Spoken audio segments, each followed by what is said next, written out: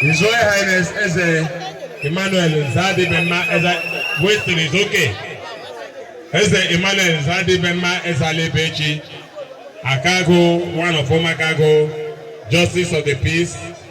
Here Omar Kandomi Wogo presented for Iwakwa 2026. Hanma Rose Keputa and impart parental royal blessings on them. Onye photo because they are somewhere.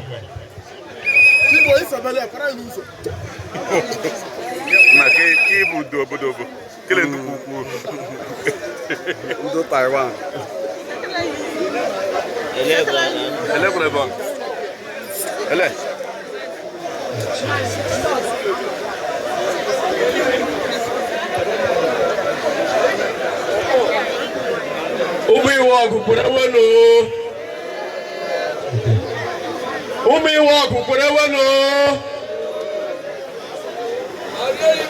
Because I try more noise, please.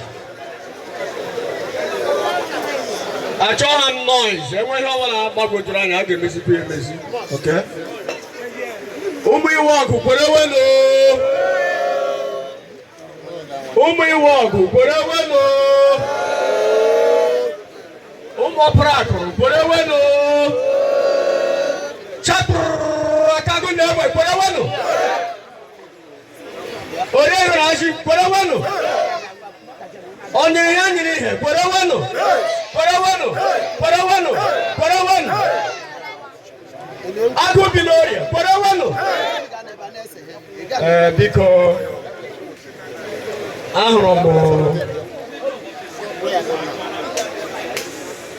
then I walk the 37, but 37, 37. And when was that is one? Okay, I can bring number 23. Then Chinya Esterish now the number 37. That is number 37. Daisy Polinus. China Mezi. Then 23. Which I have more. Or they completely cancelled. Because when we have one hour, can we go back to my house?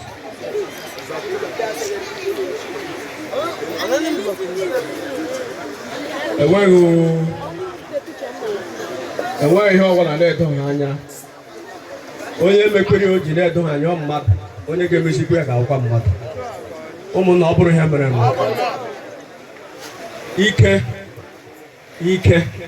ike ugbu a bụrụ mgbe mmadụ na-eke ike agaala.